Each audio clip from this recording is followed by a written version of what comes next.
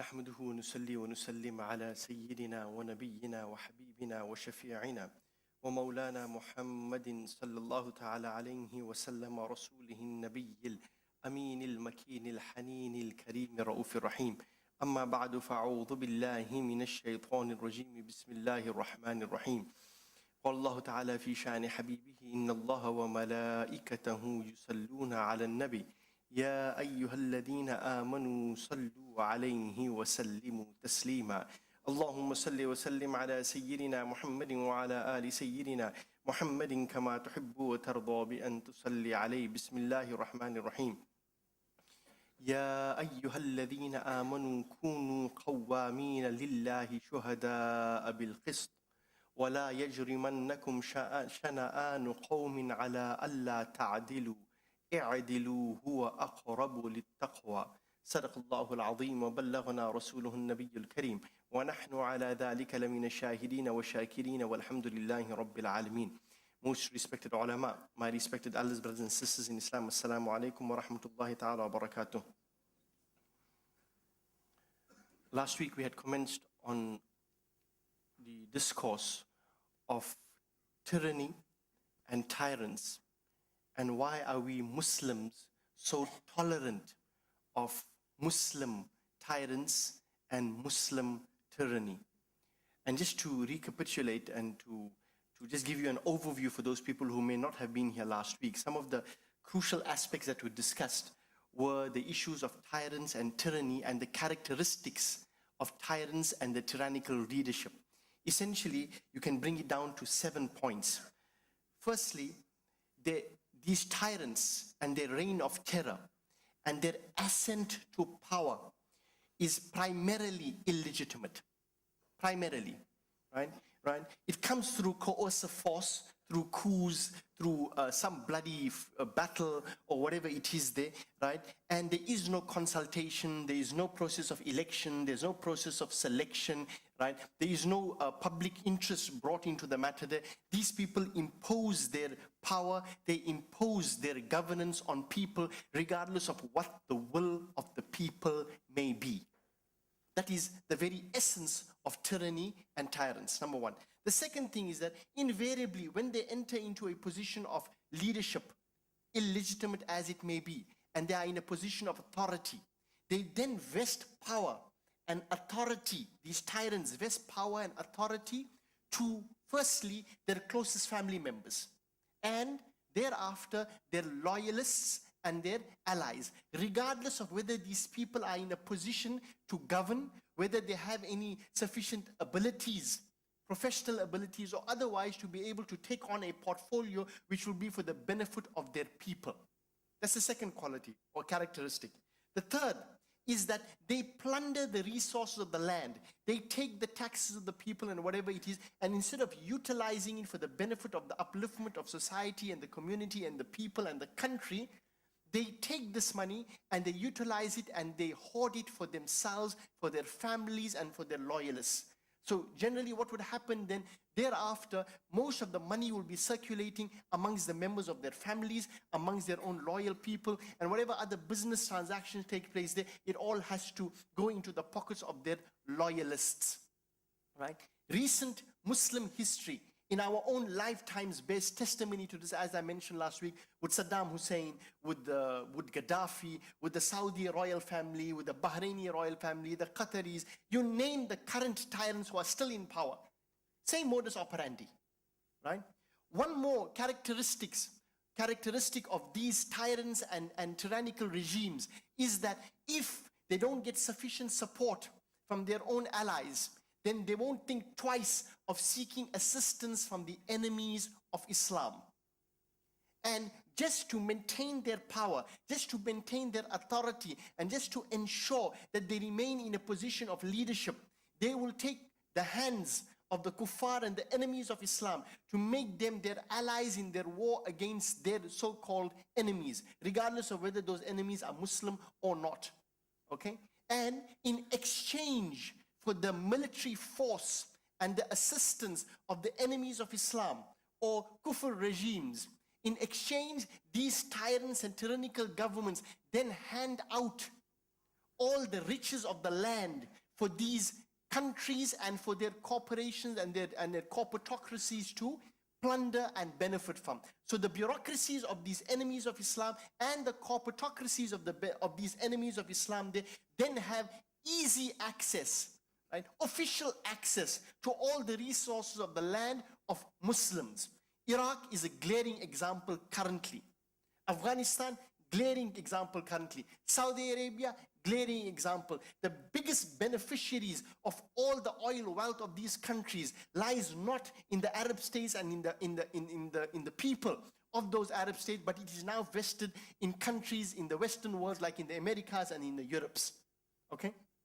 Then one more very pathetic characteristic of these tyrants and tyrannical rulers, that in spite of their coercive force and the so-called authority that they wield, which is generally very, very oppressive, they always are so afraid for their own safety, so afraid for their own authority, and so afraid for their fragile governments, that they will create impregnable forts around themselves from the point of view of, in modern day, defense systems, defense weaponry, and so on there, to ensure that they have enough artillery to be able to keep any so-called resurgence at bay or insurgents at bay, right? If you look at the amount of war weaponry and defense systems that these tyrannical rulers in our era have spent, you will see that they are amongst the biggest buyers and biggest supporters of the arms industry globally. Whether it's Saudi, whether it's the other countries of the world, you will see that they are in the top ranking members of those people who buy the most amount of weapons. Why? Because they know their system of governance, their authority is based on falsehood. Okay? One aspect and one more characteristic of these tyrannical regimes is that there is no freedom, albeit it may be on paper, but there is no real freedom. And to entrench their authority and to entrench their oppression, if there is any degree of dissent, whether it is verbal from the point of view of people speaking out, or whether it is from the point of view of journalists who write out against the tyrannical regimes and the behavior of the tyrannical regime, and how their family members and their lackeys go about inflicting pain and harm and breaking all the laws of the country with impunity. If someone writes about it, or if someone reports it and so on there, or if someone stands up and rebels against it there, then the characteristics of these tyrannical regimes is that they crush that rebellion. And they'll go to any end of the earth to ensure that these rebellions are crushed, and they don't care about life, limb, honor, dignity of people there, and they will go to any length to be able to destroy these things here. And it sends a clear message to those people who want to stand up and speak out or fight out against this tyrannical regime that, you know what, if you're going to do this, this is what's going to be your end. Okay? That's the sixth characteristic. The seventh characteristic is that regardless of how they behave, regardless of how they've got into authority, regardless whose lives they've taken to take over and be in a position of power, right? And regardless of how much of help they may take from the kuffar, and regardless how cold-blooded they may be in their killings, right? And regardless how greedily they may plunder the resource of the people, they portray themselves as being defenders of the faith in true Pharaonic tradition. As I mentioned last week, Pharaoh said about Musa and Harun alayhi salam, they want to change your deen. They regard themselves and they present themselves as defenders of the faith, when in reality, they are the modern day Pharaohs and pharaohs of the time, and they follow the sunnah of Pharaoh. So these are the seven characteristics, basically, fundamentally, of tyrants and their tyranny and tyrannical governments. But again, why is it that in spite of the fact that in history, particularly the history of the glorious companions of the Holy Prophet Muhammadur Rasulullah sallallahu alayhi wa alihi wasallam and subsequent generations, when people stood up for justice, when people stood up against tyranny, when people stood up against forceful tyrants, whether they were from the Islamic faith or otherwise, people stood up for justice. Why is it that now, when it comes to challenging tyrants, when it comes to challenging tyranny, then the de facto behavior and the de facto mode that the Muslim community gets into is that, you know what, we'll take the easy way out. We might as well just keep quiet. We can't do anything about it. We are not militarily and politically, we don't have enough political will to be able to engage in some time. No, we'll take the easy way out. And we'll tolerate tyranny as opposed to standing up to it in keeping with the sunnah and the traditions of the glorious companions as exemplified by the Holy Prophet Muhammad alayhi salatu wasalam. We have moved away from it. We take and we choose the easier option that we would rather keep silent, keep quiet, right? Let them do whatever they want to do. Let them plunder the lands. Let them do as they wish. As long as we are comfortable in our homes there, why upset the apple cart? Whilst this may be permissible under certain political circumstances, it is not the option which is necessarily the favorable option in Islam. That's the point. We're taking the easy way out. And by virtue of us over centuries taking the easy way out, we Muslims can't claim that we are living in countries and our Muslim countries are free from tyranny, free from oppression, free from governments that are purely hereditary and run by families who have their backgrounds in thuggery, who are thugs themselves. And we agree and we, in one way or the other, give tacit approval. No, it's okay, what are we going to do? Really? Is that what we have been, what we have reduced ourselves to? Now, the million-dollar question that arises is that when did this degree of acquiescence and just submission to all this tyranny and tyrants rear its ugly head first historically in Islam?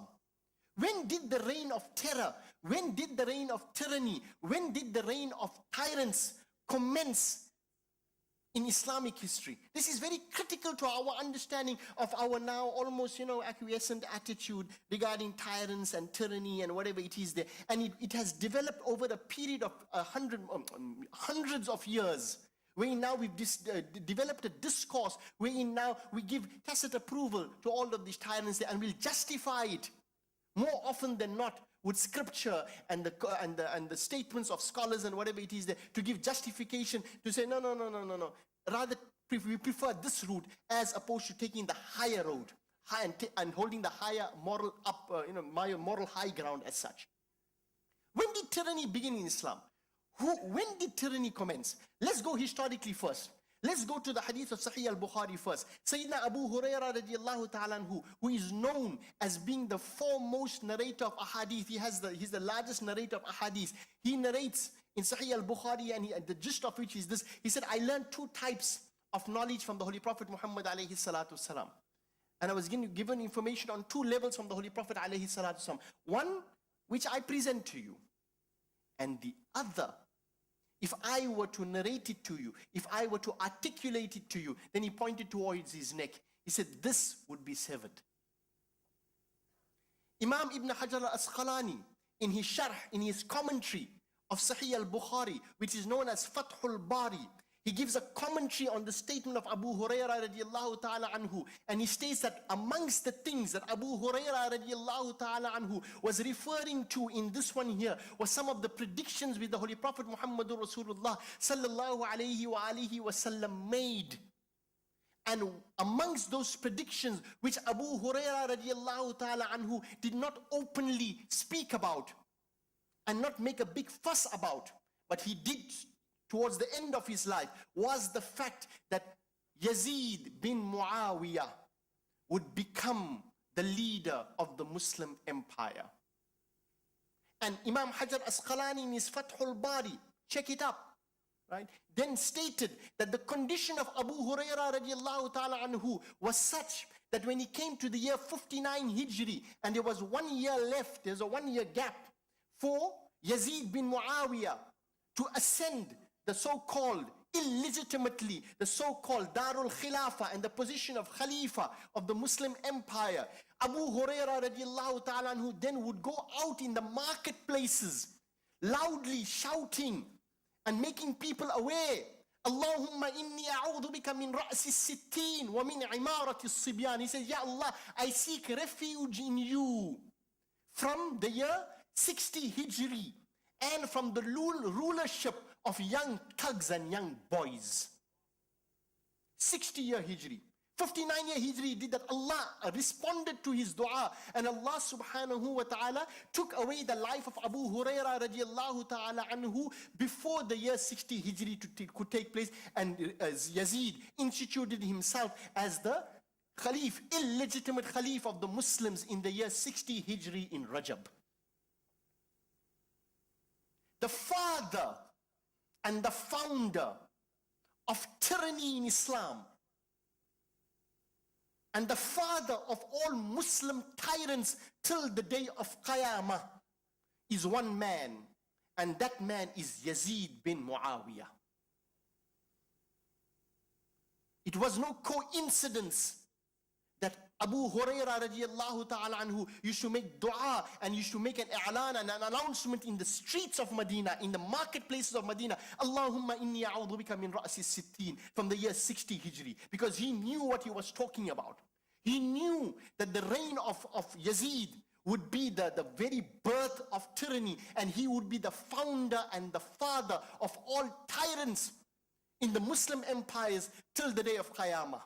And his reign commenced in the year 60 Hijri. Shocking, isn't it? And do you know how Yazid's reign commenced? Yazid, the father of all tyrants in the Muslim empires, commenced his reign by first crushing the most honored family till the day of Qiyamah and after Qiyamah as well, in paradise as well, which is the family, the sacred and holy family of the Holy Prophet Muhammadur Rasulullah sallallahu alayhi wa sallam, who are known as the Ahlul Bayt, the household of the Holy Prophet Muhammad alayhi salatu wassalam. He sent his army and he commanded them to crush the so-called rebellion of Imam al-Hussein radiallahu ta'ala anhu, who had come there with his family, right? Including his brothers, Sayyidina Abbas, Sayyidina Umar, Sayyidina Abu Bakr, all sons of Ali karamullah ta'ala wajhul kareem, after Fatima Zahra radiallahu ta'ala anha's demise. Imam Hussein came with his family, with his sisters. Amongst his sisters was Sayyida Zainab. Amongst his sisters was Kulthum. Do you know who Kulthum is? She is the wife of Sayyidina Umar ibn Khattab radiallahu ta'ala anhu. And the first peaceful protest march in history against tyranny, against oppression, against tyrants was by the family of Muhammadur Rasulullah sallallahu alayhi wa sallam, from the males to the females to the teenagers to the children. And the first peaceful march in Islam against oppression and tyranny, when it reared its ugly head, the first stance against tyranny and tyrants in Islam was taken on by none other than the family of Muhammadur Rasulullah sallallahu alayhi wa sallam. The peaceful protest march commenced from Al-Madinatul Munawwara and ended up with massacre on the battlefield of Karbala. Okay? But I don't want to discuss Karbala. That was the commencement of Yazid's reign of tyranny. Let me tell you what happened after that. And this is where I want to talk about who stood up. Imam al-Hussein radiallahu ta'ala, who was the first person with his entire family and his companions of numbering 72, who stood up against tyranny, and they were crushed and massacred in the battlefield of Karbala. Imam al-Hussein radiallahu ta'ala, who didn't get to Damascus to be able to take on Yazid one-on-one, to take on the Fir'aun of the time and the father of tyranny in Muslim history one-on-one. Who received that honor? You know the hadith of the Holy Prophet alayhi salatu wasalam, the greatest jihad that one can engage in is to speak the words of truth before a tyrannical ruler. Okay? Imam al-Hussein started the process, and halfway through he had to separate his head from his body, so that the Muslims will find a way out, like the Bani Israel found a way out from the tyranny of Fir'aun. And how did he do it? He gave his head, but he didn't give his hand in the hand of Yazid. But it took his blood and the blood of his entire family and 72 companions, all in all 72 members. What happened? The battle just started. That was intermission. When you get to Damascus, in the company, in the court of Yazid, in the palace of Yazid, the Ahlul Bayt, the household of the Holy Prophet Muhammadur Rasulullah sallallahu alayhi wa alihi wasallam, are brought with the women of the household of Rasulullah sallallahu alayhi wa alihi wasallam in a condition wherein their hands are in chains. And they are in chains, their legs are in chains as well. Right? Their hijab has been removed from them. That household whose hair and head the sun and the skies had never ever seen before, the army of Yazid ripped off their hijab and made them prisoners of war with chains in hands and legs, and were made to march from Kufa all the way to Damascus to the court of Yazid. Now, in the court of Yazid, the second part of the battle, which is not a military aspect, the military aspect of the jihad came to an end in Karbala. But the greater jihad, man qala kalimatu haqqin, who speaks words of truth before a tyrannical ruler, is about to start. And the first person in history to speak out and speak the words of truth before a tyrannical ruler was not a man. The first person to stand out in history and to speak the words of truth before a tyrannical Muslim so-called ruler was none other than the daughter of Ali Sher Khuda, the daughter of Fatima al-Zahra, by the name of Zainab bint Ali radiyallahu ta'ala anha. Let me give you the incident according to Al-Bidayah wa Nihaya of Allama Ibn Kathir, who many of you know is one of the star students of Ibn Taymiyyah. Okay?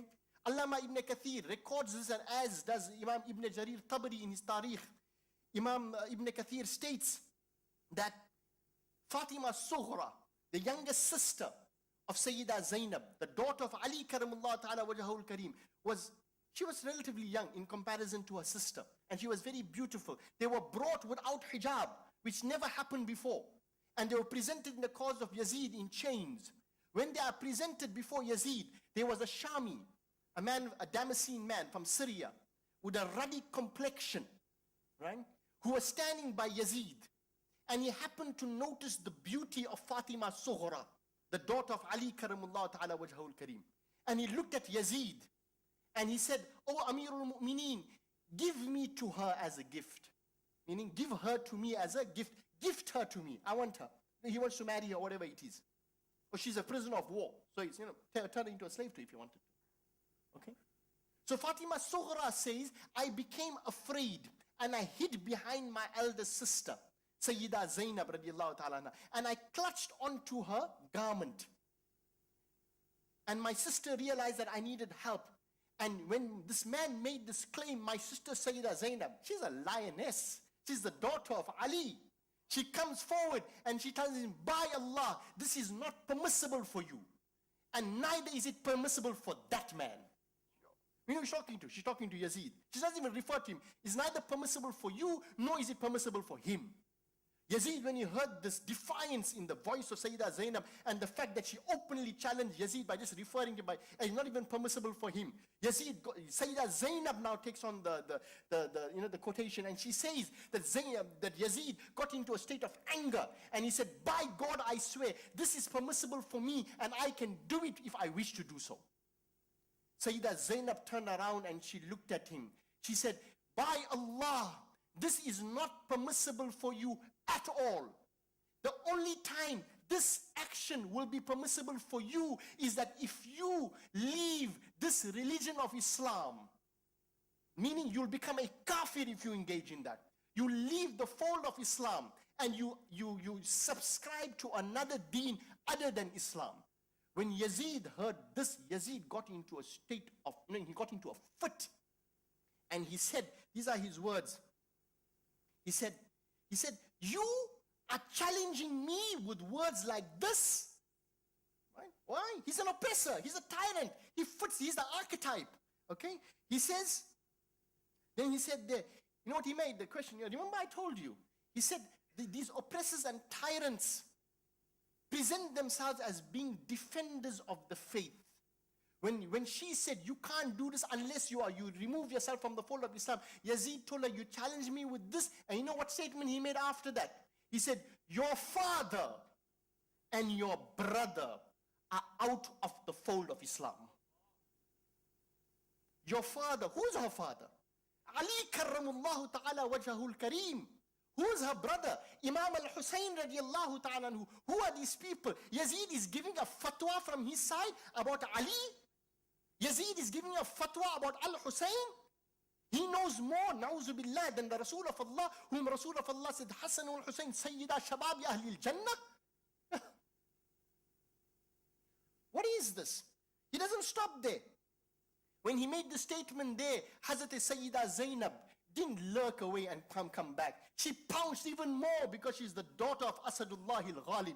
She said, by Allah, you and your father and your grandfather have received deen of Islam from my father, from my brother, and from my grandfather. That's what you call jihad. Kalimatu haqqin, to speak the words of truth before a tyrannical ruler. Okay? And you have received guidance from my father, from my brother, and from my grandfather, alayhi salatu wassalam. Right? You know what he told her? He said, oh enemy of God, you are a liar. Yazid tells Sayyida Zainab, oh enemy of Allah, you are a liar. Right? Sayyida Zainab turned around and she looked at him. And she said, you Yazid, you have taken this position of authority and khilafah by force. Oh Yazid, you are a tyrant, you are a tyrannical ruler, and you are an oppressor. And all that you do is because of your military might. You have nothing else to show for. When she made this statement that you are a tyrannical ruler and you are an oppressor and you have taken this thing by force, Yazid became a bit embarrassed. He didn't know how to respond to this one here, right? And he just turned away. He said, you're lucky you're a woman, and he faffed around. The point I wanted to put across, brothers and sisters in Islam, is that the first person in Islam to stand up against the father of tyranny in Islam, Yazid, and to do the greatest jihad in Islam was a woman, Sayyida Zainab bint Ali, bint Fatima, bint Muhammadur Rasulullah sallallahu alayhi wa alihi wa sallam. The problem today as to why we are so tolerant of tyrants and tyranny is because we've forgotten the Husseini message. We've forgotten the Zainab message. We've forgotten the Alawi message. We've forgotten the prophetic message that if you want to be guided, if you want to be on Sirat al-Mustaqim, then hold on to my Quran and hold on to my Ahlul Bayt, as narrated in Sahih Muslim and in Tirmidhi as well. When we moved away from the Ahlul Bayt, when we stopped our political, ideological and spiritual allegiance to Ahlul Bayt, then the only other obvious option open to us was to accept Yazid, to accept tyrants, to accept tyranny, to accept oppression. Because we couldn't support truth, because we can't handle the truth. We forgot the Quranic concept of justice. Stand up firmly for justice as witnesses to Allah. And let not your enmity and your hatred for anyone make you swerve away from hatred, even if they may be. And in another verse of the Holy Quran, إِن يَكُنْ وَلَوْ عَلَىٰ أَنفُسِكُمْ أَوِ الْوَالِدَيْنِ وَالْأَقْرَبِينَ. Even if it's against your closest of people. We forgot that. And we think Yazid stopped his tyranny at the martyrdom of Imam al-Hussein and massacring the family of Rasulullah. Many people today, right, from an academic and scholarly perspective will tell you, no, Yazid didn't have anything to do with the martyrdom of Imam al-Hussein, right? It was Amr Sa'ad, and it was Shimr bin Ziljoshan, and it was Ubaidullah ibn Ziyad who was the governor at the time. Really, who takes on the responsibility of anything that happens in his governorship and rule and reign? Anyone knows the name of the general of Afghanistan who invaded Afghanistan? No one knows it. But who is held responsible for it? George Bush. Who knows the name of the person who took on Iraq and he invaded Iraq? Anyone knows the name from the American generals? No one knows the name. Who's in charge? Who's responsible? George Bush. Who was in command? Who gave the command? Yazid. That's the point. He was the so-called illegitimate Amirul Mu'mineen at the time. Oh, no, he didn't do it. No, he did it without my instructions. What happened to Ubaidullah ibn Ziyad after that? I mean, for massacring the family of Rasulullah, what did Yazid do? Did he fire him? Did he put him to a firing squad? Or did he tell him, you know what, I'd fire you? No, nothing. He left him on. Is that the sign of a man who's showing remorse for having for a man who massacred the family of Rasulullah? Tell me. He wasn't even fired. In fact, he told him, no, I want you to take on a few more campaigns for me. Ubaydullah ibn Ziyad's mother cursed him. She said, hey, you already got the blood of Hussein in your hands by virtue of Yazid. Do you want to plunge yourself into more difficulty? Let me tell you what happened after that. Hussein's martyrdom in Karbala, radiallahu ta'ala, who was the beginning of Yazid's tyranny. Then in the year 63 Hijri, Yazid went on to take on Al-Madinatul Munawwara, because the people, when they realized that he had massacred Imam al-Hussein and the role that he played in there as being the Amirul Mu'mineen, so-called illegitimate leader of the Muslims at that time, right? The people of Medina made a declaration that we absolve ourselves of our allegiance, our political allegiance to Yazid, the way we've taken off our turbans, the way we've taken off our shoes. And they carried on like that there until there was a heap of shoes and a heap of turbans there, by people symbolically signifying we have nothing to do with Yazid and we owe no political allegiance to Yazid. Do you know what Yazid did? Innocent Yazid, as many people may make him out to be. Yazid, what he did? Yazid then sent Muslim bin Aqaba to Al-Madinatul Munawwara, and he gave me an instruction. He said, make the people of Medina pledge their allegiance to me, and if they don't, then I'm giving you my instruction. Make Medina is mubah, permissible for you for 3 days. Do whatever you have to do to make them pledge allegiance. Do you know what happened? Sahaba kiram were massacred. Women were raped. Houses were pillaged and plundered in the holy city of Al-Madinatul Munawwara. You know what the Holy Prophet ﷺ said in a Sahih Hadith? He says, anyone who causes harm or pain and affliction, right, or any type of destruction to Medina, Allah will destroy him the way salt is dissolved in water. Yazid gave that instruction. In the year 64, before Yazid died, his own commander, Muslim bin Aqaba, then went on to Makkah. And he knew he wasn't well, so he gave an authority to another person that in the event of my death, you must take over. And what was the instruction there? Again, siege Makkah. After destroying Medina and killing and pillaging and plundering Medina, Yazid's army then goes to Makkah. Muslim bin Aqaba dies, his deputy comes in. And you know what they did? They threw catapults from outside the haram into the Holy Kaaba. And as a result of all of that, that furor that was taking place in the Holy Kaaba, the walls of the Kaaba was destroyed. A fire was created. The Qiswa of the Holy Kaaba was burnt. And 3 or 4 days later, after this siege in Makkah, Yazid died as well. That's Yazid for you. Father of tyranny in Islam. The father of all tyrants. And everyone else who's followed him, if you follow the characteristics that I gave you, you will see he was the archetype of tyranny in Islam, and everyone else till 2013 who follows him follow the same sunnah of Yazid. But it may not necessarily be political. Today, it's extended itself to ideological tyranny, political tyranny, financial tyranny, and so many other types of tyranny. And we all Muslims, you all keep quiet. Why? Just like Imam al-Hussein, all people, no, we support Hussein, we support Hussein, we support Hussein. But when the time comes to put your money where your mouth is, or rather to put your head where your mouth is, and be willing to give it off, then only 72 members are around.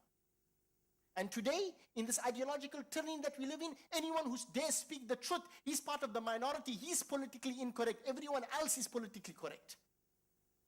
Until we don't get rid of that siege mentality, that Yazid mentality, and subservience to Yazidi tyranny, and adopt the Husseini mentality, and adopt the Husseini way of thinking, and the Alawi way of thinking, and the prophetic way of thinking there, this Muslim ummah will never rid itself of tyrants and tyranny.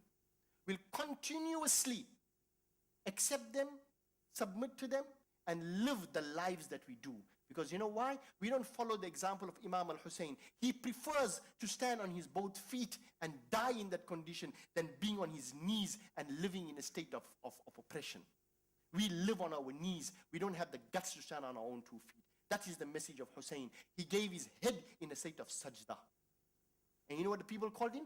The man who gave his head in sajda. He's out of the fold of Islam according to the fatwa of the so-called illegitimate Amirul Mu'mineen, Yazid.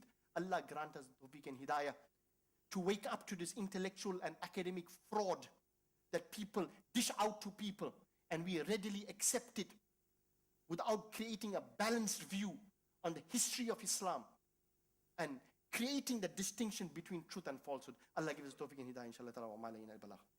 IPCI bookshop is out there. Please support them for some books that you want to buy, because all the money goes to our activities.